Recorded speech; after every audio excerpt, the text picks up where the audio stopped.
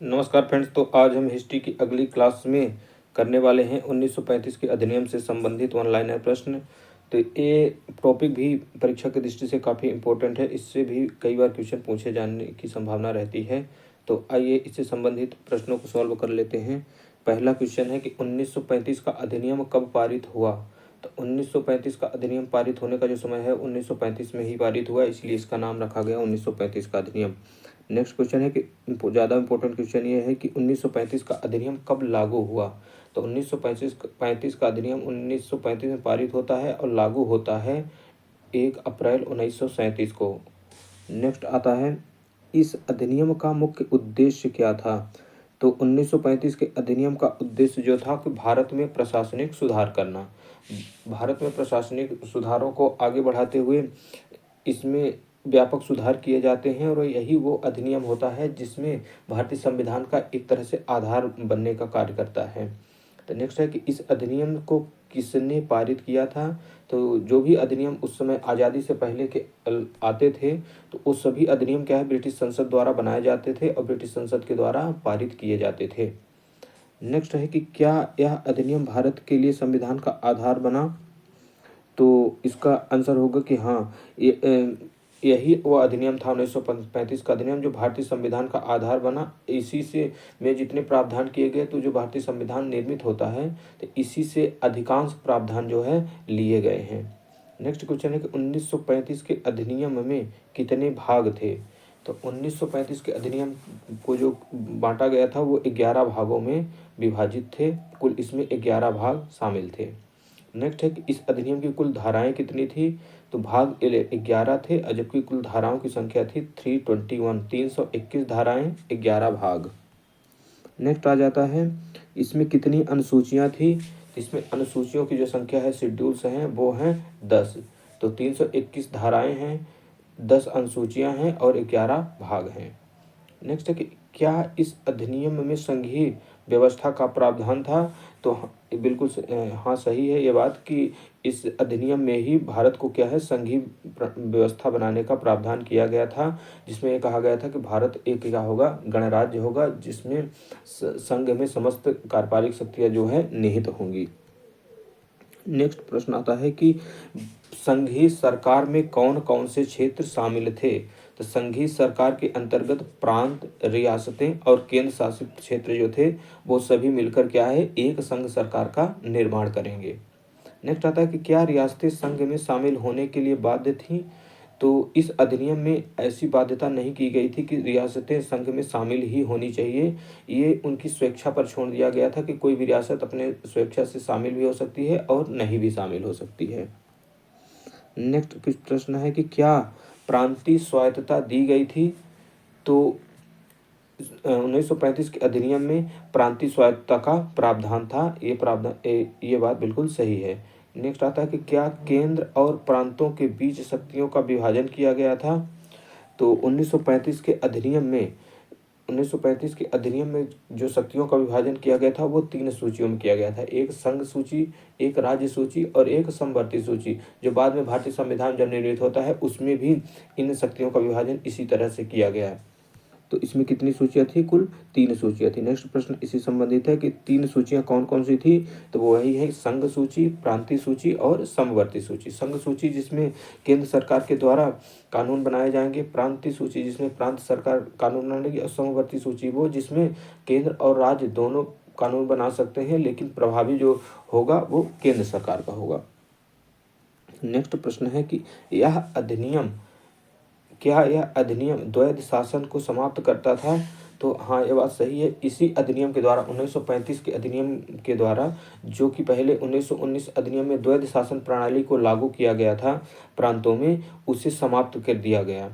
अब जो प्रांतों में द्वैध शासन की व्यवस्था थी उसे 1919 के अधिनियम में लाया गया था और 1935 में समाप्त कर दिया गया। जबकि जो केंद्र में है, संघ में, उसे द्वैध शासन को लागू किया जाता है 1935 के अधिनियम के द्वारा। क्या केंद्र में द्वैध शासन जारी रहा। तो हाँ, बिल्कुल सही है। प्रांतों में द्वैध शासन को समाप्त कर दिया गया, जबकि केंद्र में द्वैध शासन को लागू किया गया। नेक्स्ट प्रश्न आता है कि क्या इस अधिनियम में नागरिक अधिकारों का प्रावधान था। तो इसका आंसर है कि नहीं, नागरिक अधिकारों का कोई भी प्रावधान 1935 के अधिनियम में नहीं किया गया था। नेक्स्ट आता है कि इस अधिनियम के अंतर्गत 1935 का जो अधिनियम है उसके अंतर्गत कुल कितने प्रांत थे, तो 1935 के अधिनियम में कुल 11 प्रांतों का उल्लेख किया गया था। नेक्स्ट आता है कि क्या बर्मा को भारत से अलग किया गया, तो हाँ यही बात सही है कि 1935 के अधिनियम की सबसे काफ़ी इंपॉर्टेंट बात है कि बर्मा को भारत से अलग किए जाने का प्रावधान किया गया था। नेक्स्ट है कि क्या संघीय न्यायालय की स्थापना की गई, तो हाँ 1935 के अधिनियम से एक संघीय न्यायालय की स्थापना की गई। जो संघ का न्यायालय होगा वो उसके अधीन जो है फिर राज्यों के न्यायालयों की स्थापना की जाएगी। तो संघीय न्यायालय की स्थापना करने का प्रावधान किसमें आता है, तो ये आता है 1935 के अधिनियम से। और संघीय न्यायालय की स्थापना कब हुई, तो इसका जवाब है 1 अक्टूबर 1937। 1 अक्टूबर 1937 को संघीय न्यायालय की स्थापना होती है। नेक्स्ट प्रश्न है कि इस अधिनियम में कुल कितने विषय थे, तो इस अधिनियम में जो विषयों की संख्या है 59 संघ सूची में है, 54 प्रांतीय सूची में है, जबकि 36 जो है वो समवर्ती सूची में शामिल हैं। तो इनको आप डाटा याद रखिएगा कि संघ सूची में 59 है सबसे ज़्यादा, फिर प्रांतीय सूची में 54 और समवर्ती सूची में जो है वो हैं 36 सब्जेक्ट शामिल हैं। नेक्स्ट आता है कि क्या इस अधिनियम में भारतीयों को विधायिका में अधिक अधिकार दिए गए, तो इसका जवाब होगा हाँ कि भारतीयों को विधायिका में जो अधिकार हैं वो और बढ़ा दिए गए। जो पहले अधिकार दिए गए थे उनमें क्या है वृद्धि की गई और अधिक से अधिक अधिकार प्राप्त हो जाते हैं इसमें। नेक्स्ट आता है कि क्या यह अधिनियम भारतीयों को स्वतंत्रता प्रदान करता था, तो नहीं, इसका आंसर है कि नहीं, कि जो 1935 का अधिनियम है भारत को स्वतंत्रता प्रदान करने के लिए अधिनियम नहीं था। यह सिर्फ क्या था, प्रशासनिक सुधारों के लिए था, यह पूर्ण स्वतंत्रता प्रदान नहीं करता था। नेक्स्ट प्रश्न है कि क्या यह अधिनियम ब्रिटिश सरकार की शक्तियों को सीमित करता था, तो नहीं, अभी भी क्या है 1935 के अधिनियम लागू होने के बाद भी ब्रिटिश सरकार की जो सर्वोच्चता थी वो बनी हुई थी। भारत अभी भी पराधीन था और ब्रिटेन के अधीन शासन कर रहा था। नेक्स्ट आता है कि क्या इस अधिनियम ने गवर्नर जनरल को विशेष शक्तियां दी, तो हाँ, इस अधिनियम से गवर्नर जनरल को कुछ विशेष शक्तियां दी गई। विशेष शक्तियों में जैसे कि अध्यादेश जारी करने की शक्ति है, कानून बनाने की शक्ति जो है वो गवर्नर जनरल को इसमें दी गई थी। नेक्स्ट प्रश्न है कि क्या यह इस अधिनियम को अलग निर्वाचक मंडल सेपरेट इलेक्टोरल का प्रावधान था, तो इसका बिल्कुल जवाब होगा कि हाँ, इसमें अलग निर्वाचक मंडल, जैसे मुस्लिमों के अलग निर्वाचन मंडल, सिख ईसाइयों के लिए अलग से पृथक निर्वाचन की व्यवस्था की गई थी। तो इसमें अलग निर्वाचन का जो प्रावधान था वो किया गया 1935 के अधिनियम द्वारा। नेक्स्ट है कि क्या महिलाओं को मतदान का अधिकार दिया गया था, तो महिलाओं के बारे में जो है तो महिलाओं को कुछ सीमित अधिकार के साथ मतदान का अधिकार दिया गया था।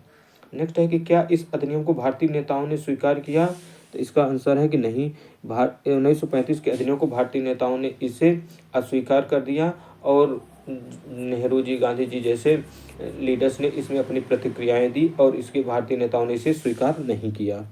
नेक्स्ट आता है कि 1935 के अधिनियम में गवर्नर जनरल को क्या स्थान था, तो 1935 के अधिनियम में भी गवर्नर जनरल जो थे भारत का सर्वोच्च अधिकारी के रूप में, भारत का सर्वोच्च कमांडर, भारत का सर्वोच्च प्रशासनिक अधिकारी के रूप में मौजूद थे। नेक्स्ट आता है कि क्या इस अधिनियम ने रियासतों को अधिक स्वतंत्रता दी, आंसर होगा कि हाँ, रियासतों को अधिक स्वतंत्रता दी गई, क्योंकि रियासतों को इस स्वेच्छा पर छोड़ दिया गया कि वो चाहे तो भारतीय संघ में शामिल हो सकती हैं और चाहे तो वो स्वतंत्र भी रह सकती हैं। नेक्स्ट प्रश्न है कि क्या इस अधिनियम में फेडरेशन ऑफ इंडिया का प्रावधान था, फेडरेशन ऑफ इंडिया का प्रावधान जरूर किया गया था लेकिन यह लागू नहीं हो पाया था। फेडरेशन ऑफ इंडिया का प्रावधान किसमें किया गया, 1935 के अधिनियम में, लेकिन यह लागू नहीं हो पाया। नेक्स्ट आता है कि 1935 के अधिनियम के तहत सबसे महत्वपूर्ण प्रांत कौन सा था, तो प्रांत जो जब से अंग्रेज आ जाते हैं, भारत अंग्रेजों के अधीन होता है, तो सबसे महत्वपूर्ण प्रांत सदैव बंगाल ही रहा है। नेक्स्ट है कि क्या इस अधिनियम के तहत मंत्रियों को उत्तरदायी बनाया गया, तो इसका आंसर है कि हाँ, प्रांतीय मंत्रियों को विधानमंडल के प्रति उत्तरदायी बनाया गया। तो 1935 के अधिनियम के तहत मंत्रियों को उत्तरदायी बनाया गया, इसका आंसर है कि प्रांतीय मंत्रियों को विधानमंडल के प्रति उत्तरदायी बनाया गया। नेक्स्ट आता है कि क्या गवर्नर प्रांत में सर्वोच्च अधिकारी थे, तो इसका आंसर है कि हाँ, जो गवर्नर जनरल होते थे सर्वोच्च प्रांतों के अधिकारी के रूप में होते थे। नेक्स्ट है कि क्या इस अधिनियम ने हिंदू मुस्लिम एकता को प्रभावित किया? तो इसका आंसर है कि हाँ, इसने अलग निर्वाचन मंडल के कारण विभाजन को बढ़ावा दिया, क्योंकि 1935 के अधिनियम में मुसलमानों के लिए पृथक निर्वाचन का प्रावधान किया गया था, जिससे क्या हुआ कि हिंदू मुस्लिम एकता जो है प्रभावित हुई। नेक्स्ट प्रश्न आता है कि 1935 के अधिनियम में वित्तीय शक्तियों का विभाजन कैसे किया गया? वित्तीय शक्तियों का जो विभाजन है वो संघ एवं प्रांतीय सूची के अनुसार किया गया। नेक्स्ट आते हैं, क्या इस अधिनियम ने भारत की लोकतंत्र की स्थापना की? तो भारतीय लोकतंत्र की स्थापना की दिशा में यह पहला कदम था। 1935 के अधिनियम में पहली बार क्या है कि जैसे कि मतदान का अधिकार, महिलाओं को मतदान का अधिकार और इस तरह के जो प्रावधान किए गए, इससे क्या है भारत में लोकतंत्र की दिशा में यह पहला कदम कहा जा सकता है। नेक्स्ट है कि क्या 1935 का अधिनियम भारतीय संविधान सभा के लिए प्रेरणा बना? तो ये बिल्कुल सही था, ये भारतीय संविधान सभा के लिए प्रेरणा बना, क्योंकि संविधान जब बना तो उसमें से अधिकांश जो प्रावधान हैं वो 1935 के अधिनियम से ही ग्रहण किए गए। तो दोस्तों, आज के वीडियो में इतने ही क्वेश्चन थे, तो ये वीडियो अब यहीं समाप्त होता है। तो आप सबके लिए बहुत बहुत धन्यवाद। ऐसे ही लगातार क्लास में बने